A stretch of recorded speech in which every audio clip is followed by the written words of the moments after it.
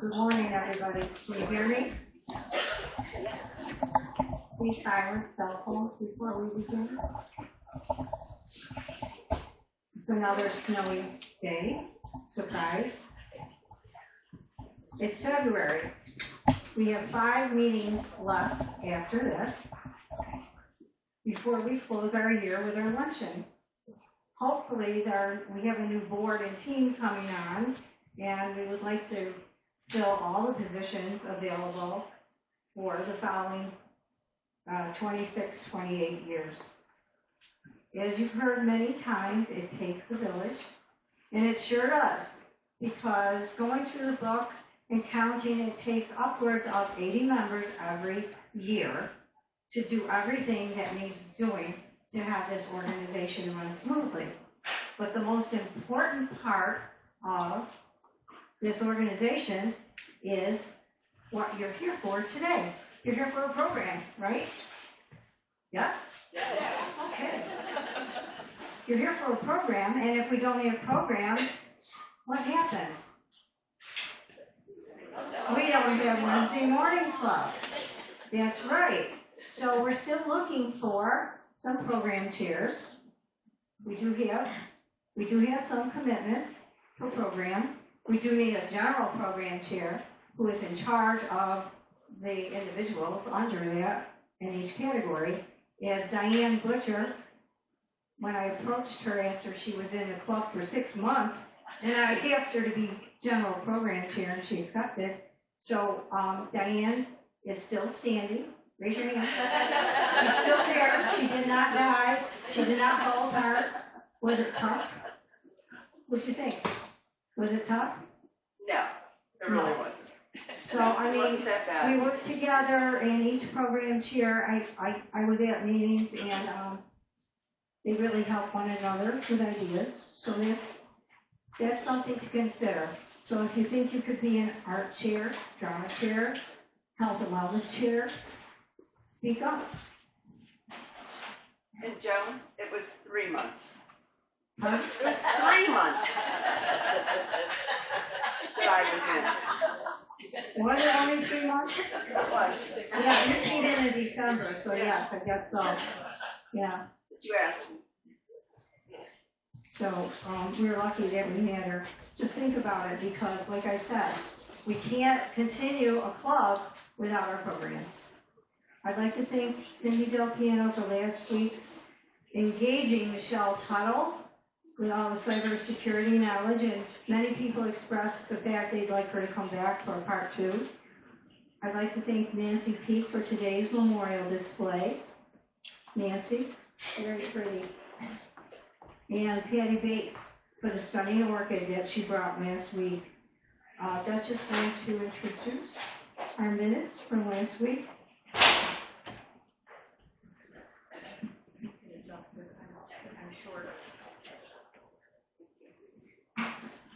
Good morning, everybody. Happy February. I'm really excited because in 2 days there's going to be the 2026 Winter Olympics opening in Italy. So I always love to watch the Olympics, which reminds me. There was an Olympic athlete by the name of Peekaboo Street, who was a downhill skier for the United States. And Peekaboo, they spelled her name P-I-C-A-B-O. But anyway, she won a silver medal in the 1994, I think, Olympics in Norway. And then she went on to win a gold medal for the downhill in 1998 in, what was that, Japan. Anyway, her last Olympic event or Olympic time was when she participated in the 2002 Olympics in Salt Lake City. Anyway, after she retired, it was rumored that she was going to work as a nurse at a large metropolitan hospital in their ICU or intensive care unit. However, after she was only working there a few days, a memo came down from the administration saying that Peekaboo was no longer allowed to answer the phone. Apparently what was happening is she was upsetting the caller when they heard, "Peekaboo, I see you."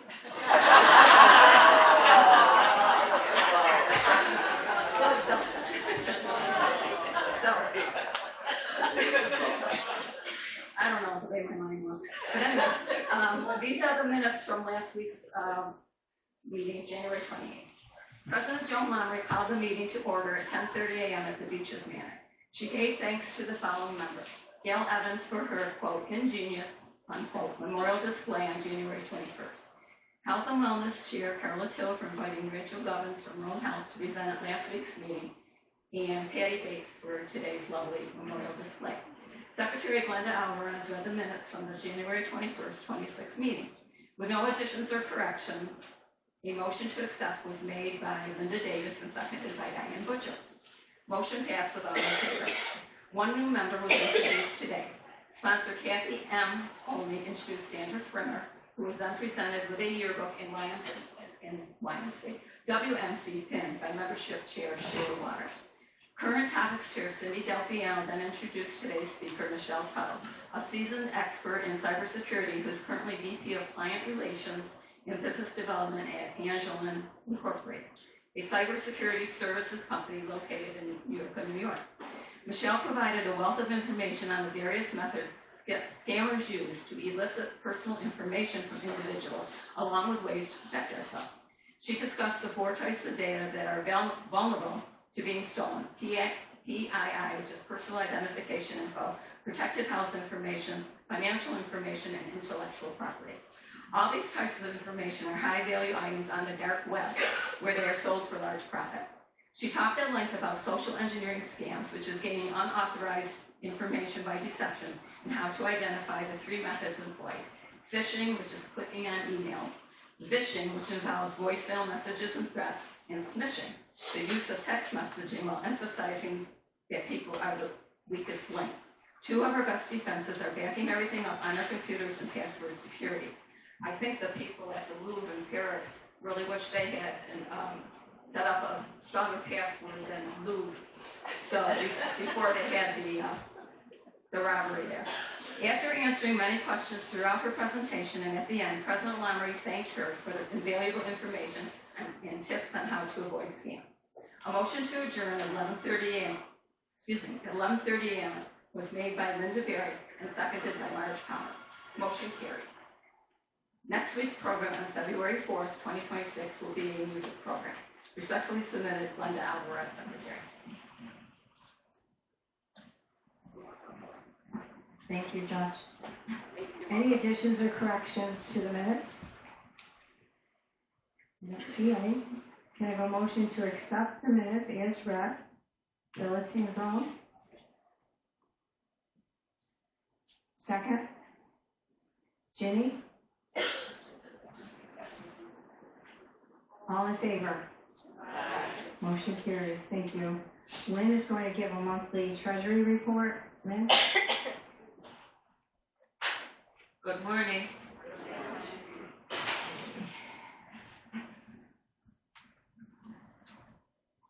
Slow this morning.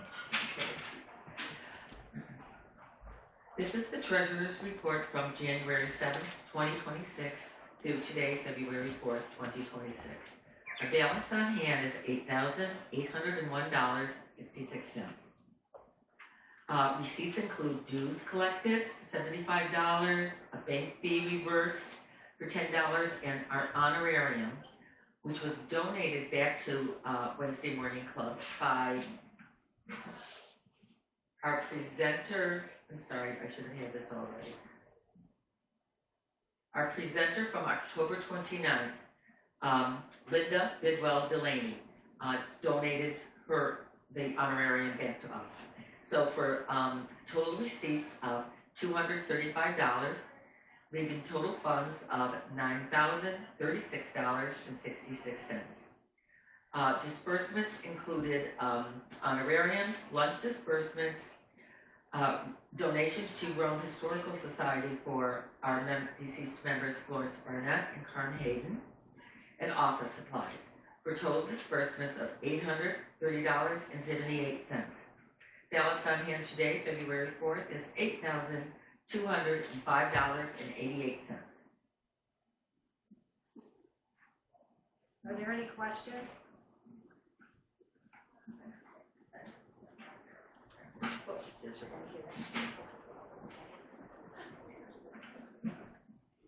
Can I have a motion to accept the treasurer's report? Marion Bartel. A second? Nancy Peak. All in favor? Motion carries, thank you. Sheila is going to update us on membership, and we are introducing a new member.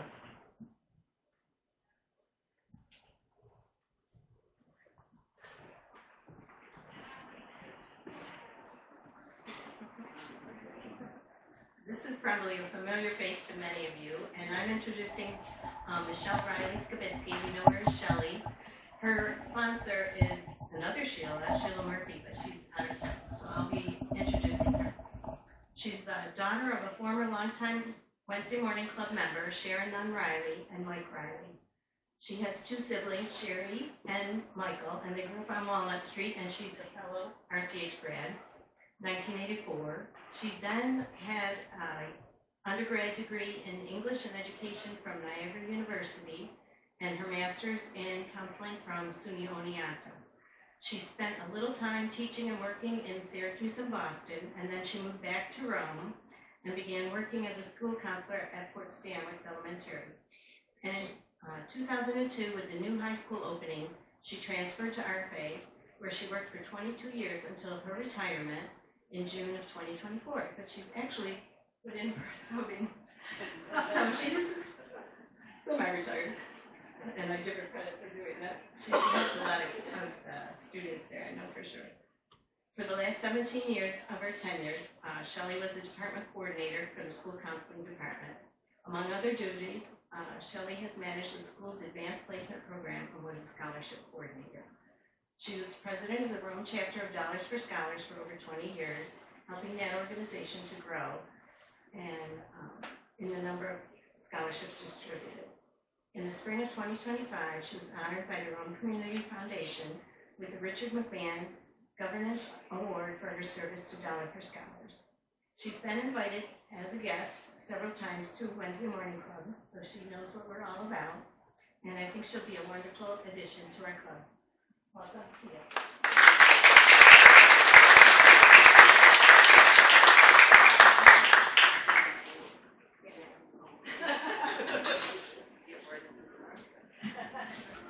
I think we're going to have a good turnout here. There are a lot of our new members who have so many different interests.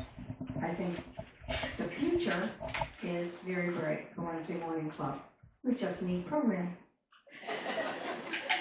At this time, before introducing our presenter, here's a little humor, and I quote, "I've always wanted to smash a guitar over someone's head.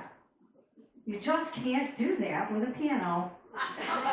Elton John. Susie April. Good morning. We are very happy to welcome today Doug Kraus to Wednesday Morning Club. He is the lead piano technician and owner of Center Stage Pianos. Some of you may have had him in your homes tuning your pianos.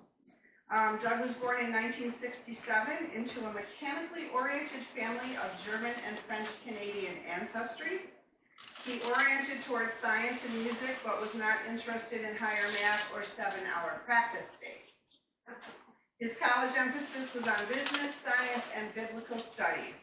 He discovered piano technology was a perfect fit quite by accident, and I'll let him explain that. He began Center Stage Pianos in 2010 after first apprenticing in 1993.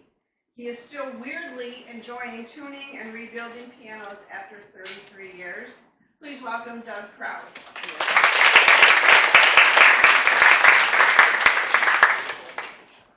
Thank you. I can take this off? Yeah. This is the part where the microphone begins to squeal uncontrollably. So, as Susie mentioned, my name is Doug Kraus. I am the owner of Center Stage Pianos. I've been doing piano work since 1993, which seems like a very long time in some sense.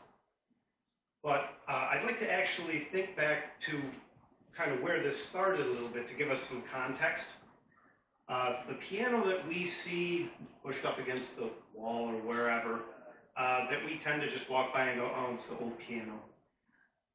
that didn't really exist until roughly the year 1700. So, just to give that some context, this place hasn't existed that long. Almost, but not quite. Rome was founded somewhere around, 1787 or something like that. So, just back that long, this was a very different looking place. This part of the world was much more natural, much more woody. There weren't things like pianos tucked in hallways that, kids would abuse when they get a chance, or, they were always push that thing out of the way. The acoustic piano has become almost passé in our culture. And it's a shame because in 1700, it was just an astonishing piece of technical marvel. It was Bartolomeo Cristofori was credited with designing the first piano in roughly 1700, and he basically repurposed the harpsichord because musicians at the time were dissatisfied with the level of dynamics and volume control that the harpsichord afforded. Didn't matter if you played it hard or if you just whispered on the thing. It went ping, and that was it. Which is a very cool thing. I like working on harpsichords. They're a very interesting instrument. But it's a very different level of dynamic control.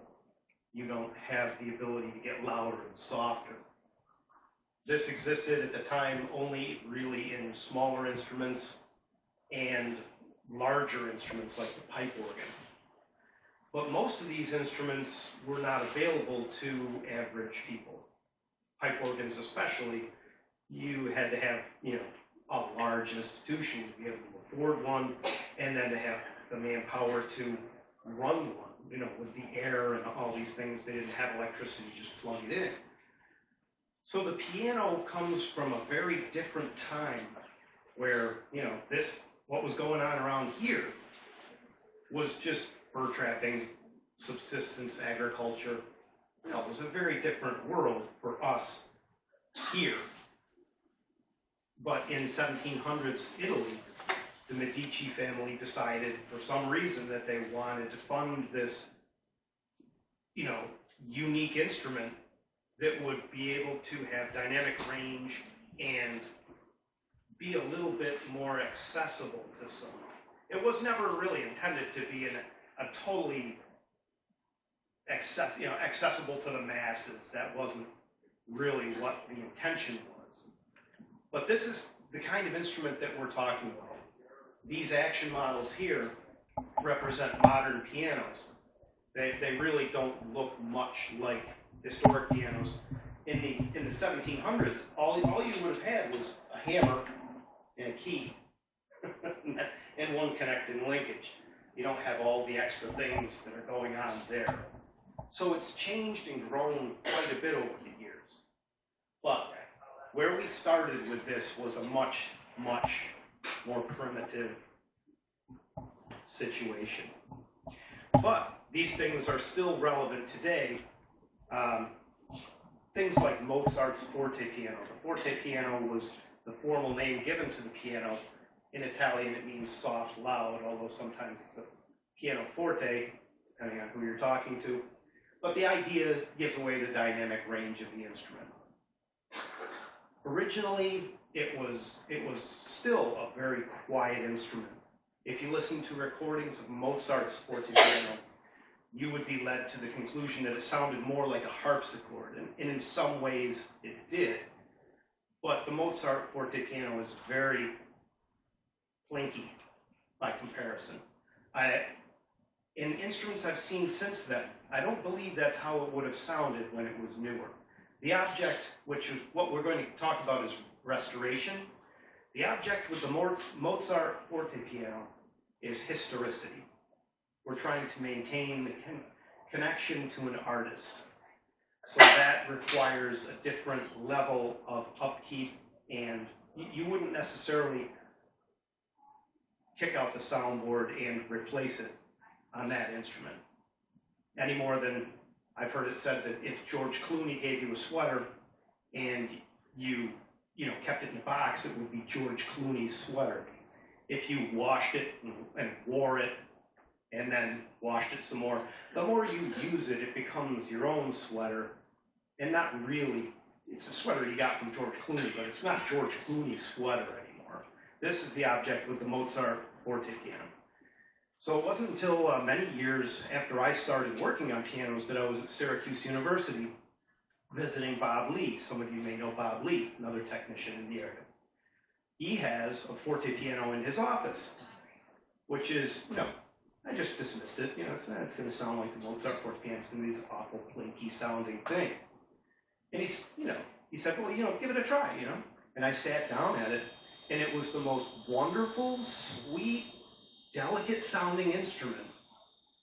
I was just blown away by how different it sounded from things like the Mozart forte piano, which is, I dislike that instrument a great deal. Not that I have any control over that. But the one in SU is just so beautiful. And it really just serves to illustrate the amount of control that we have when we're rebuilding things like that. Building and rebuilding are similar concepts, but the idea of rebuilding is taking something that is already built, that already exists, and the original builders created this thing. We're seeing it much later down the line. Like Susie and I were talking about the piano at First Press. That piano, I've only known it since, 1994, 95, somewhere in that area. When I encountered that piano, that was very much, it had just been rebuilt a few years before by the guy who trained me, Joe Karwacki. And it came out really well. It was generally a very satisfying instrument. So I encountered that instrument at first after it had already been rebuilt. The object of rebuilding is to correct things that are lacking or have, grown to the point where they're in disrepair. So where I encountered that instrument at first, at a pretty strong point. Joe encountered the instrument, many years before I did. It was cast off in some room as a damaged, has-been, kind of a forgotten instrument. And so that's where he got involved with the first restoration.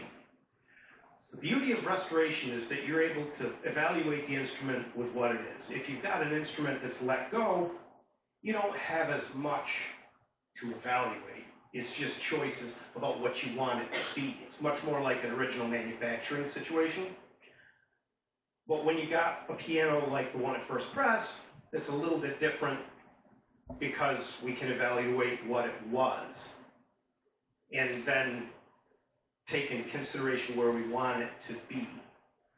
That instrument, I've liked that instrument for years, but it has a couple weird personality traits, that I thought we were going to have to push off, for many, many, probably decades before we'd be able to address those things. But now, thanks to, the miracle of Mother Nature, we are able to address those things now. That piano is going to be, if we could divide the instrument into three basic things. The case, which includes the resonant structure, the vibrating parts, the soundboard, the strings. And then the action, which we have models over here, which is the method that we play these pianos. That's the extension of your fingers in some sense. And the third part is the bench. We don't really worry about the bench. It's not really a big consequential piece.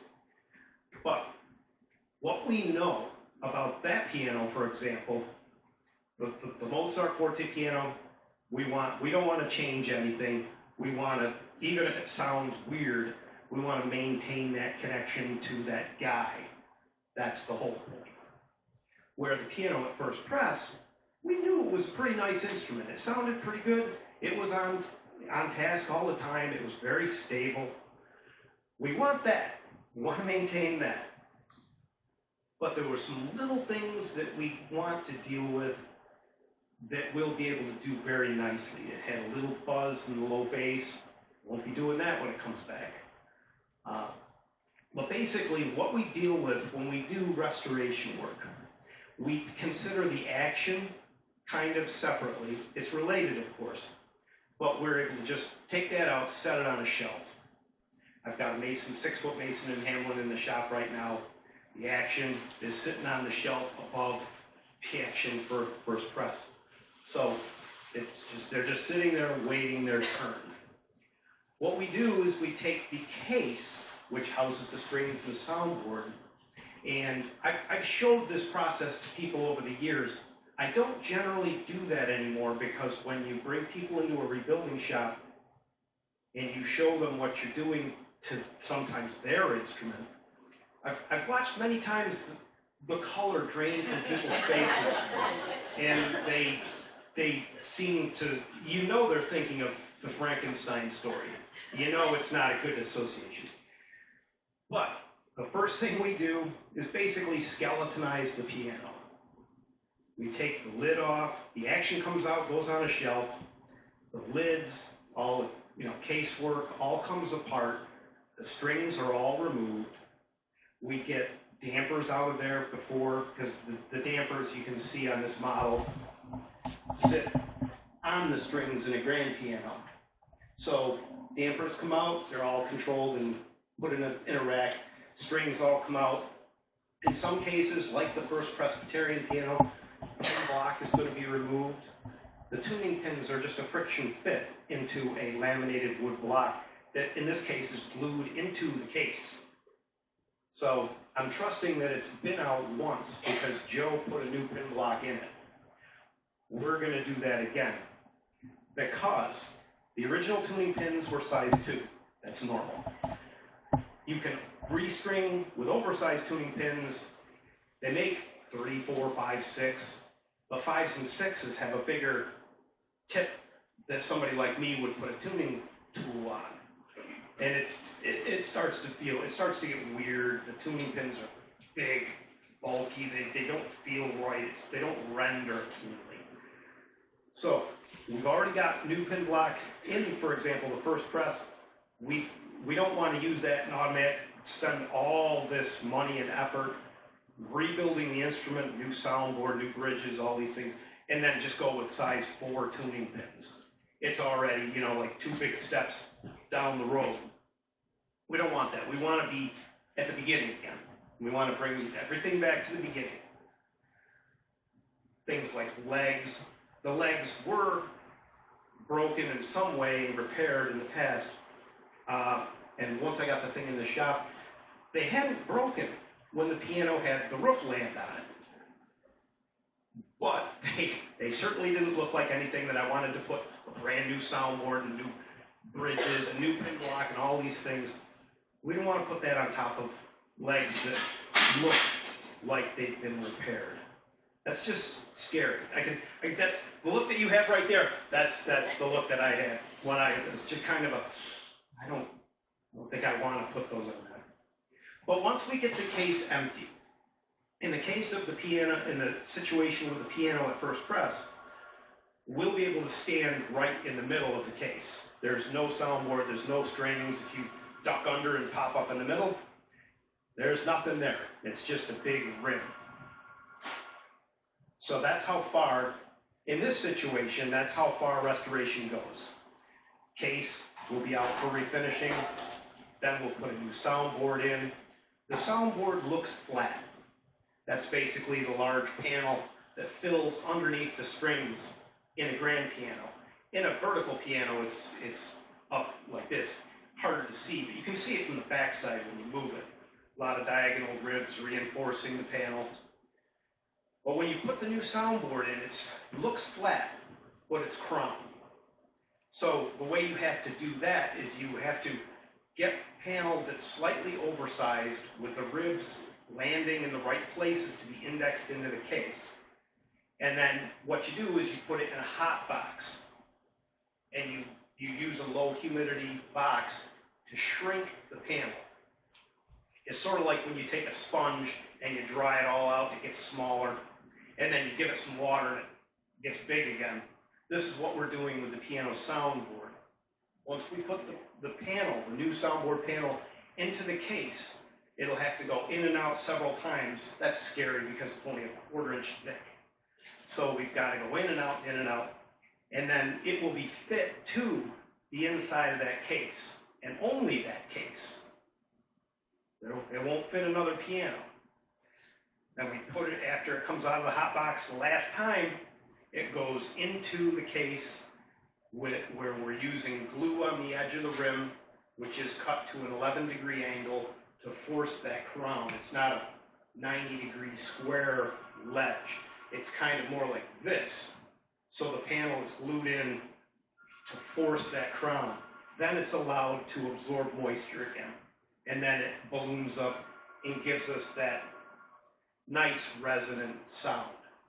Ideally, when we put this together and we've got everything, the soundboard back in, and the bridges will then go on. That's the part the strings are strung across, and they transmit this vibration from the string into the panel, soundboard panel. If we just take our fist and just hit it like this, it'll make a very satisfying boom. And then that's where somebody like me kind of, smiles and gets all warm and fuzzy inside. We usually do that for about 5 or 10 minutes, just sit around hitting different parts of the board, listening to it. It's a very similar process to what acoustic guitar makers do. They use a smaller hammer and they'll tune the backside of the soundboard. This is a little bit different. It could go that far, but it generally doesn't. We don't tune the soundboard panel. We just run the same original configuration as the original design, because that will hold the same sonic capability. So that we've got the soundboard in, we've got the bridges in. The bridges are attached to the soundboard before it goes into the piano. Then we work on the pin block. The pin block has to be fit to the bottom of the plate. The plate is the large cast iron piece that goes over the soundboard and the pin block and reinforces all of this. The cast iron plate came about after the tenure of the career of Franz Liszt. Franz Liszt was a pianist who was capable of destroying 2 pianos in one concert. He would they would wheel one piano out. He was so bombastic that he was able to shred the tuning and, in some cases, break strings, cause instrument failures. Then they would wheel that instrument off and bring on the next subject. This illuminated a problem in piano design. As piano tensions went up, the strings were being tighter, drawn to higher tensions. Contrary to popular opinion, sometimes people say it was the Nazis who called for A440 or whatever. It was really just, European orchestras. They want more angst from the music, so when you raise the tension of the strings, it makes a higher sound, and it creates that emotional response, a greater emotional response. This was illustrated to me once. The oldest piano that I have taken care of is an 1819 Forte piano that resides at Colgate. And it was in the music historian's office. And I finally, this thing, they spent a ton of money restoring this thing. And it was just so, it was nowhere near a modern piano. And I was just like baffled. Why did you, and I asked the music historian this question. I said, why did you do this? Why did you spend this amount of money on this piano? Forte piano forte. And he said something that was very interesting. He said, well, this is the way that Beethoven would have heard this, because this instrument would have been contemporary with the time of Beethoven. He said he would have heard it this way. And he kind of I must have made a sour expression or something puzzling, because he sat down and demonstrated it for me. He said, something like the Moonlight Sonata, or, Beethoven is a lot of times noted for this, fiery, we give him this fiery, angry kind of connection. But when you play things like he played the Moonlight Sonata for me on that piano, which is a mellower piece anyway, but instead of sounding angry, it just sounded like a little unsettling. It has a less anxiety-ridden tone. So, when we put the piano back together, we're going to want to optimize that. Brahms' Liszt, they were moving the pitch still up to that point. So they were increasing the tension, the structure was not enough to take it, he was battering the thing and destroying it. So once we get the soundboard and the bridge in, the plate will go in after the pin block is fit to the bottom of it, and then glued into the case. Then after all these things go on, the strings go on. All along the way, these things like the plate, for example, it has to be lowered to such a point where the string starts at the tuning pin, goes uphill to the bridge, and then downhill back to the plate. So we're exerting a force on the soundboard, which is crowned up like this. So we're putting the whole thing, the resonance structure, into motion. It's all coupled together. This is where we start to leave the case. The case then is back to a resonant structure with a new soundboard, new bridges. The angles of all the terminations of the strings have been optimized. The stringing, one thing that I've learned in the last 7 or 8 years has been regarding stringing.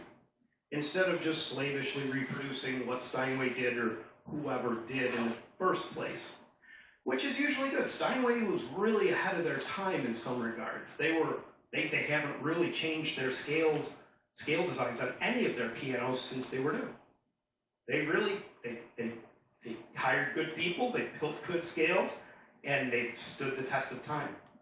However, you can still take advantage of CAD/CAM technology, measure the overall length of the string and the length from the bridge beyond to the hitch pin where it connects back to the plate. You can optimize that. You can control the tension of those strings. Piano strings are run at roughly 225 to 250 pounds a piece. And the cumulative tension is somewhere in the neighborhood of 20 to 24 tons. It's it's the amount, roughly, I don't know, my moving truck, when we move pianos, generally weighs around 9,000 pounds. So it intrigues me that the tension on a large piano is like hanging 2 or 3 moving trucks from a point. It's very weird for me to think of that, but that's the kind of tension that we're dealing with when we're talking about the modern grand piano. So when we've got that amount of tension, there's a flaw built into the whole thing. It's called inharmonicity. The piano is a tempered instrument, as is the organ, the harpsichord, other things. But whereas the organ and the harpsichord have, the organ, for example, is a vibrating column of air that produces our pitch. It vibrates ideally right to the ends of the tube. It's a perfect medium. Harpsichords are similar. The string it's like almost like human hair stretched in some cases from here to the table. It's a ridiculously thin, long wire, and it vibrates almost ideally to the point where you can neglect what happens at the end of the string. Pianos, on the other hand, are comparatively short, fat little strings. Even though you've got a 9-foot piano or a 7-foot piano, those strings, compared to something like harpsichord, they're ridiculously thick. Again, owing back partly to Franz Liszt and his destructive capability. We can take that, the string vibrates ideally along its length. If we break it in half, it's vibrating along this way. If we touch it in the middle, it'll break into half. This is where you get the harmonic series and the partial series of piano. Halves, quarters, thirds, all these subdivisions of the string, all happening in 3 dimensions at the same time. Except right at the end, where we come to the termination points.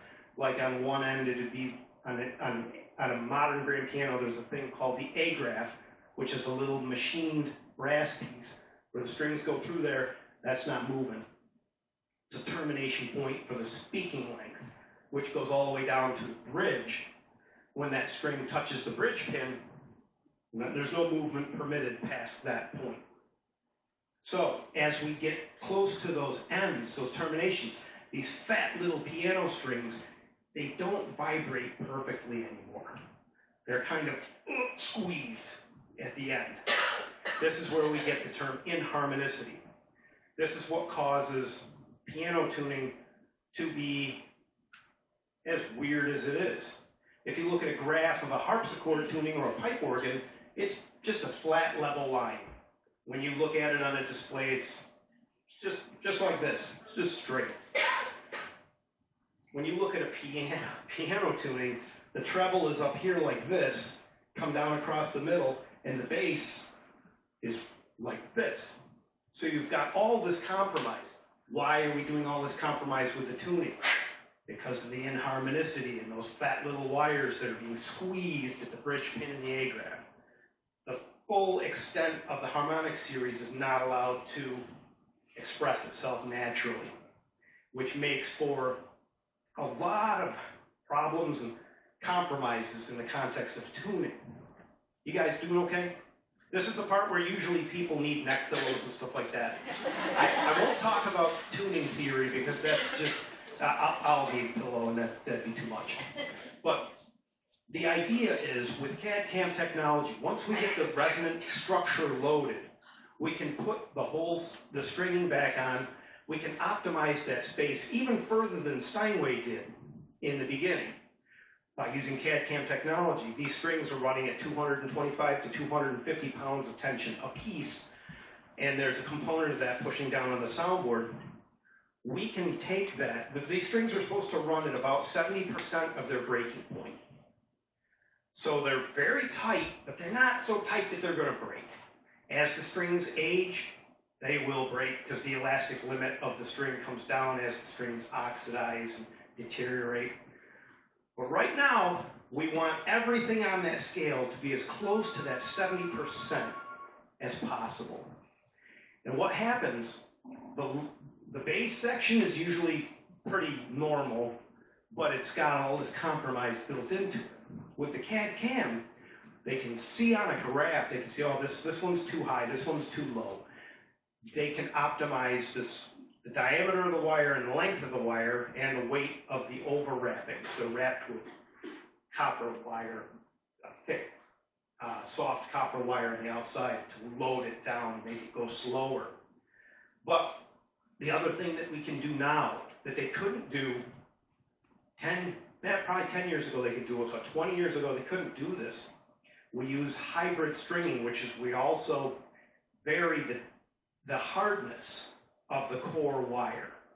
So where everything in the beginning was it's just this production wire, it was all the same hardness, just different sizes.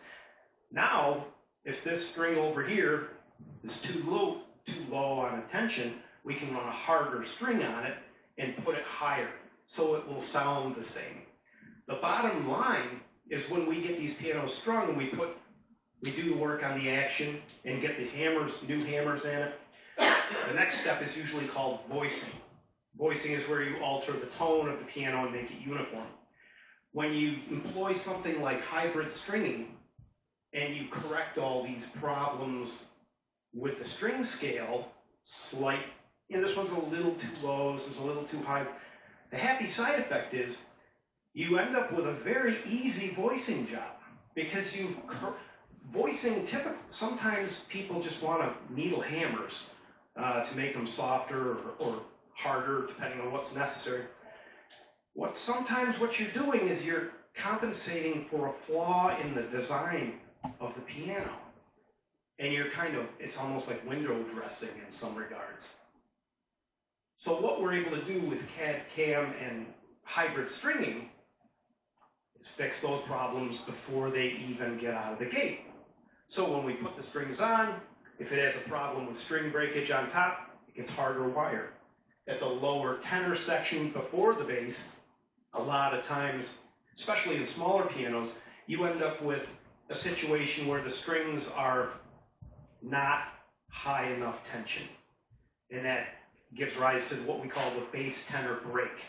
That's that brace, that different section, the different tonal profile of the bass section and the low tenor.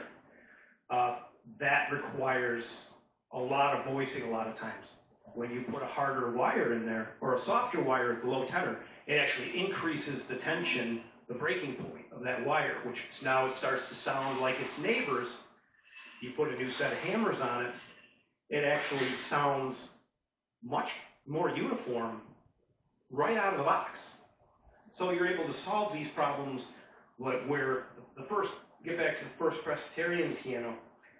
When Joe rebuilt that piano in the 80s, he did a good job. It sounded good. We're going to be able to do a much nicer job because hybrid stringing did not exist in the 1980s. They did not have different densities, hardnesses of wire.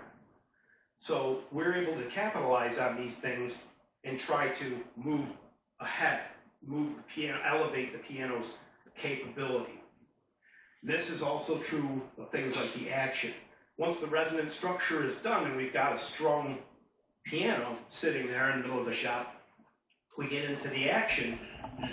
A lot of times you'll get key tops replaced or things like that. But these, you have a hammer and a complex center lever called the whippet.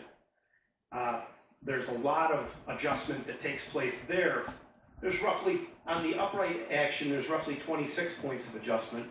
On the grand piano action, there's roughly 32 points of adjustment. So we can actually change a lot of the feel of the action just by playing with that action. We're able to change the geometry, we're able to change touch weight, we're able to just simply, from where this key moves the hammer, on the other end it's also lifting the damper at a certain scheduled time. Simple thing like delaying the time when this key lifts that damper. Everything else could be the same. If we delay that damper lift timing, well, the piano feels much faster and lighter and more nimble, because when you hit the damper system, you're already in motion. If you set it too early, the same parts. You set the damper timer to where it just touches the under lever here. As soon as you start moving the key, that same action will feel like a truck. It'll feel heavy and ponderous, and you'll struggle with it because you're lifting everything off the ground, from the beginning. Where if you just delay the damper timing, same parts, delay that timing a little bit, you pick up a lot more expressive piano and a lot more natural feel. So there's a lot of options at that point. I like to think of it in terms of things that are non-negotiable, like the resonant structure, and things that are very negotiable, like the action. And all this comes together to give us the feel that we want. We know what the piano is. Rescaling it and using hybrid stringing will tend to make the piano sound 4 or 5 inches bigger, longer, but it won't change the tonal profile that much except for that area. But once we get it all back together, the goal is to have something that's familiar but better. Not just reproducing what was there originally.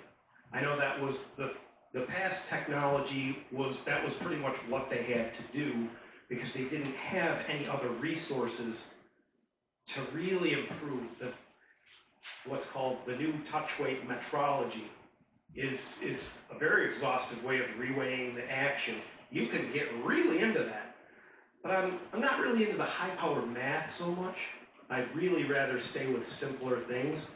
They really did a good job with these action designs, especially Steinway and Mason Hamlin and makers like that.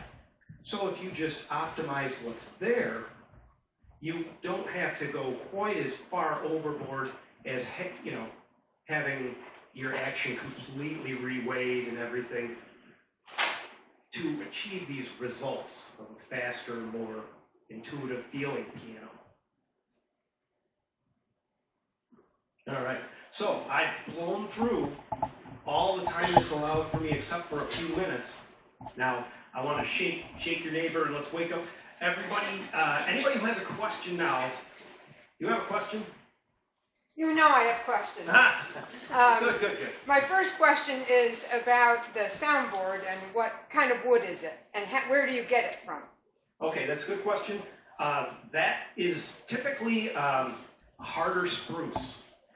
Spruce and pine comes from a pine type family. Sometimes people use Engelmann spruce in acoustic guitars. Typically spruce that's collected in a colder climate because it grows slower. That's one of the reasons that the Stradivarius violins were so sought after. They were an excellent build, but the wood came to being during a very cold period in the Earth's history. So the growth of the trees was very slow. So that means all your grain lines are really close together. So we use something like a Sitka spruce or something of that nature. And then in a Steinway, for example, the ribs, some manufacturers use a spruce rib, and there's nothing wrong with a spruce rib. Steinways use a sugar pine rib. It's just a little bit more flexible.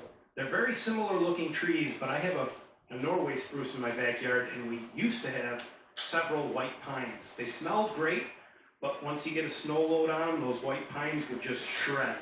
They'd dump everything all over the lawn.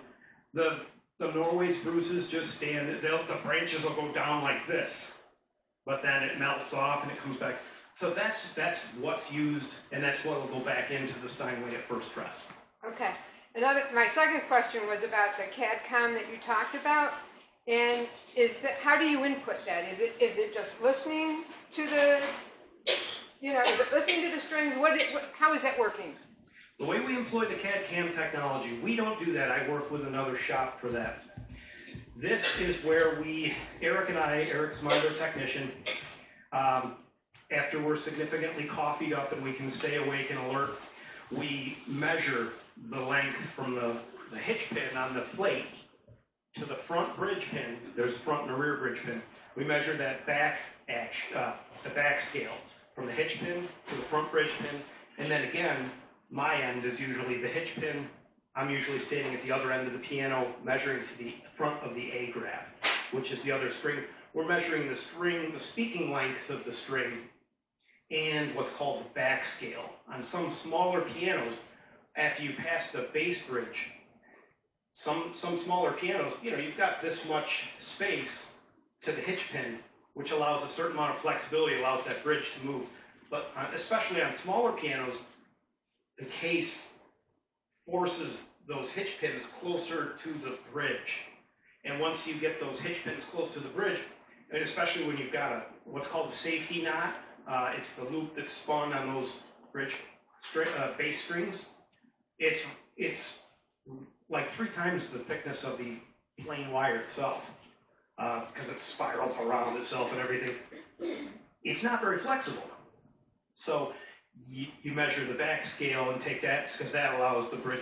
In some radical situations with smaller baby grands, what I've done is had them stop doing the safety loop lined at a certain point, and then usually at the single wire bass strings, we'll go to what's called a German single, which is just a much simpler knot, and it allows that part to be more flexible.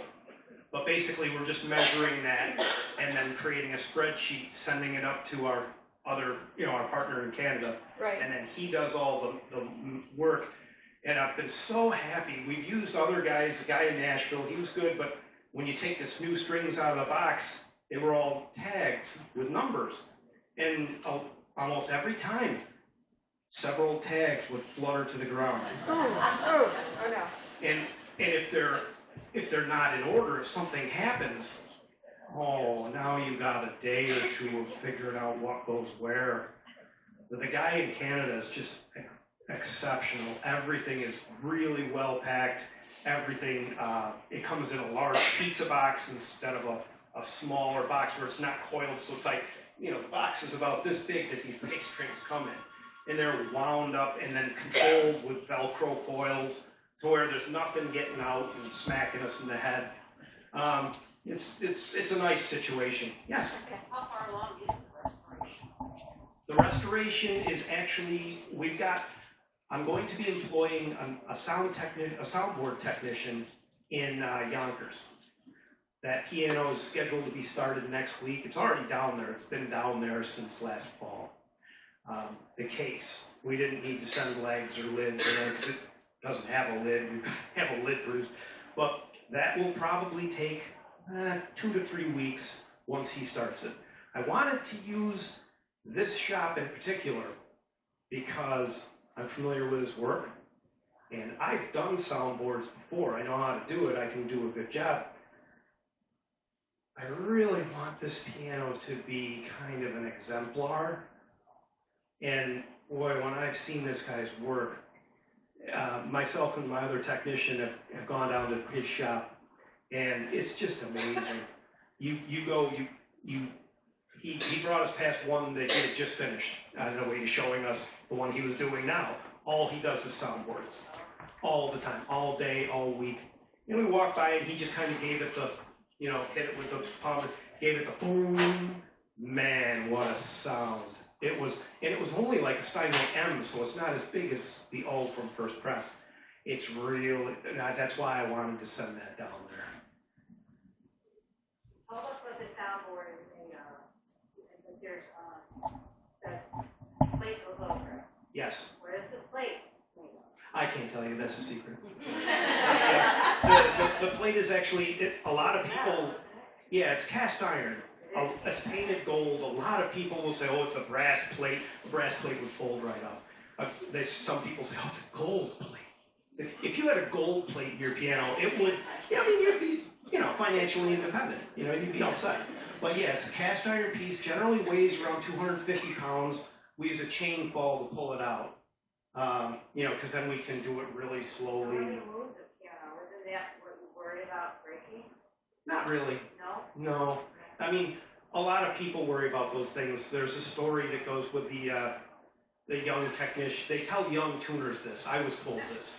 That there was some guy tuning a piano in Lincoln Center or something, and they heard a big bang, and then they looked out and there was nothing left but his shoes.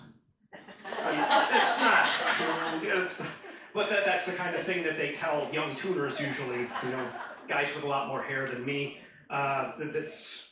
Generally, if the plate cracks, some German pianos like Blüthner's are prone to that. They have a specific geometry that sets them up for weakness at corners inside the plate webbing.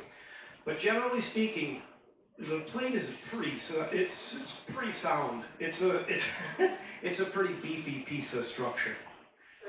You mentioned CAD CAM, but what exactly is CAD CAM? CAD CAM is computer-aided design.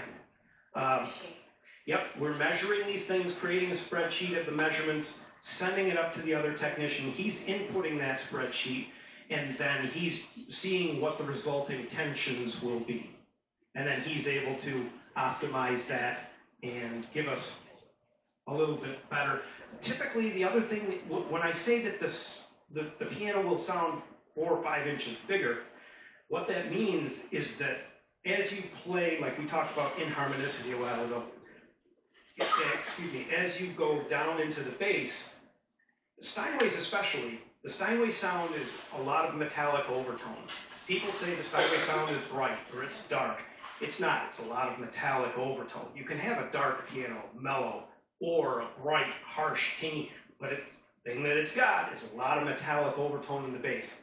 That obscures the fundamental on the lowest notes in some cases. So what the CAD CAM rescaling does for us with the hybrid stringing, it allows us to have a stronger fundamental into the bass, which gives the illusion of a longer piano. It just has the fundamental tone is not obscured by all the metallic overtones. When you go into a home to tune a piano, you don't have somebody else. Oh no. So No, you gotta play the hand you're dealt at that point. Yeah, all you can do. There's things you can do with tuning because myself and Eric Phoenicia, my other technician, were both tuners. That is something that you can optimize a little bit with the way you tune the piano. You can select a different series of partials to favor, because you can't, with tuning a piano, you have to put everything out of tune so that it all sounds in tune. And you just choose a different set of partials to emphasize the area. You can make the top of the piano sound brighter just by choosing different partials. So there's a little bit of control that you have in the tuning state once you get to that. But that's pretty much all you can do. Then you have to get into voicing and changing hammer density. I'm sorry. So everybody knows the piano has 88 keys. Yes. It has more than that for strings. Yes. So how many strings? Generally 240. So we did the math on this when I was first starting out in tuning, and I can't remember what the overall time was, if I was supposed to be shooting for an hour and a half or something to complete it. We figured that it was somewhere around 5 seconds a string that I had to shoot for. And for some reason, I still wanted to do this. It's very strange. I'm sorry, go ahead. Do you work on player piano? Only if I can't get out of it. The player pianos, I do the modern digitals, no problem, piece of cake. But the older pneumatics, with the miles of dried out vulcanized hosing, vacuum leaks, if you look at it twice, the problem is it's a 100-year-old instrument. As soon as you have to deal with the piano behind the player mechanism, you have to remove the player mechanism, that's when everything starts to potentially go into the fire. And I can do some things, but I generally refer to a technician in Ridgefield Springs for he doesn't do electronics, I do electronics. He does all the pneumatic stuff. I'm sorry. Yeah, you talk about the wires being under such pressure. Is it dangerous to tune a piano? Sometimes. The ones that have broken have always gone that way. So I'm very thankful for that. The one thing that happened that I was very thankful. I think about that all the time still. Every time I see a piano with this, some little console pianos don't have an A-graph to hold the string. They just have a little piece of steel welded into the plate. And when I was living in Pennsylvania, I was in Holmesdale, Pennsylvania, way out on the northeast corner. And I was tuning this little piano, and I got to one of the bass ones, tuned it, and something went ping, and I heard it go past my head, hit the wall about 10 feet behind me, and rolled all the way back to my feet. Thankfully, I tune left-handed. If I was a right-handed tuner, like most of the people on the world, that would have been either in my sinuses or my throat, because I was sitting. So this would have been the target zone. So yeah, I think about that whenever I have to pitch raise pianos like that. Yeah, that's a good question though. That's the only time that I've ever gotten almost hit by something. I had a baby grand piano that would be 100 years old now, and I wanted to send it to my son in Texas. And I was told if we moved it to Texas, it would kill it. It depends on the condition of the piano. The move, people make a big deal out of moving. We move pianos all the time. We're insured for it, equipped for it. We do that all the time. But to get to your point, people say that, well, the moving is going to kill it. Well, if you use meathead movers, yeah, they're going to wreck it. Generally, piano movers are a different kind of mindset. The move shouldn't kill it. The question is, well, what condition is it now? The other answer is when it gets, what's the humidity now? What's the humidity there? Because the acoustic piano, if you remember nothing else except the whiny sound of my voice, if you remember nothing else, the big thing to take home as far as this and tuning and things like that, the piano is just following humidity. It has nothing to do with temperature, nothing to do with, oh, we moved it, so it's gotten bent and muscle. No, you moved it, so you took it outside, and it was a different humidity, and it went, and then you put it back inside the dry, and that wrecks the tuning. But the real question is, if it's, Like, we have problems in this area, in the Northeast, with pianos, and I won't get into the whole Yamaha gray market mythology, but we have problems with pianos that come from more tropical climates coming up to our area. Doesn't matter where they came from. If they were used to a lot of humidity and you move them up here, give them a couple of winters like this one here, and things start cracking and coming apart, and blocks. Tuning pins are just a friction fit, so they start getting loose. So the real answer to the question is, well, we got to figure out what the condition of the piano is, and then what's the humidity here, what's the conditions like down there. Because there's a lot of ways to get it down there. I'm sorry. So, does it matter if you put your piano in front of a window or where in your house you should put it? That's better for the piano. Yeah, you guys are asking great questions. These are the classics right here. That is, typically, you hear people say, don't put it on an outside wall. I would argue that you have insulation probably. You probably, a window, well, if you open the window in the summer, and that's just blowing outside air, moist air. I have customers in Westmoreland, both music teachers. I won't name names, but in the summer, they have one window on that. You know, there's one in this room and one in that room. And the summer wind comes across the field, and when you're tuning the piano, the window's open, you can feel it's like blowing over damp corn to get to you, and you feel like you're kind of all damp. But the piano just balloons up, and the pitch goes way up in the summer, then it goes down in the winter. Avoid the windows if you can, because there's airflow. Basically, you're putting the piano outside anyway. The other thing is sun. Sun, if it comes through the window, it's what it's doing to the finish, fading the finish, is what it's doing to the wood on a cellular level. There's a photochemical reaction with the finish, but it's drying that, and that causes big problems. Anybody else have any questions?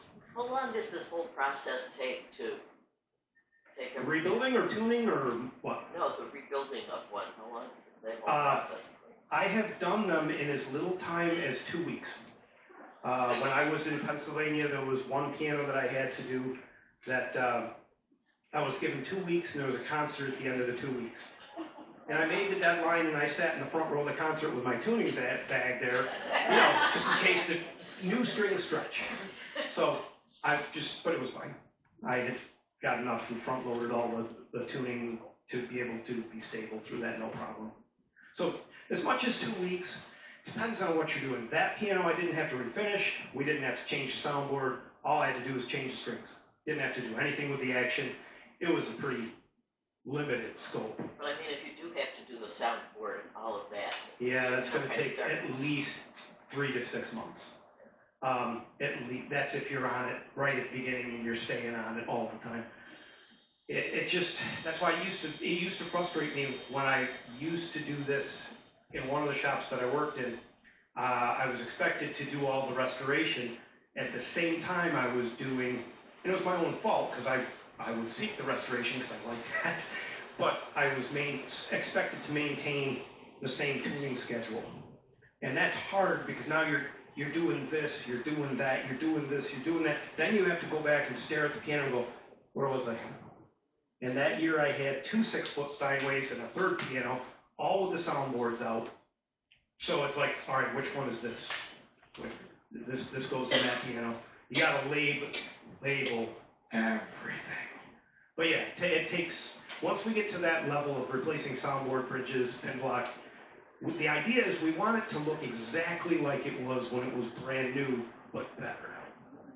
So yeah, that takes time. Thank you for having me.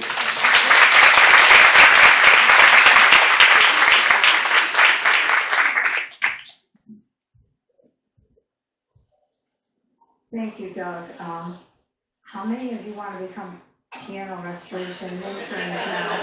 Oh my God, that is so technical. Wow. If you really want to see some of the pianos he's worked on, and you need to buy one, you need to go to his website or Facebook page, I believe. I've seen some beautiful pianos. Next week, we have a literature program, and we should have our luncheon information ready next week for you to see. and decide whether you want to join us. Can I have a motion to adjourn? Josephine Lee, first, second motion, Lorna Diley. All in favor? Motion carries, thank you.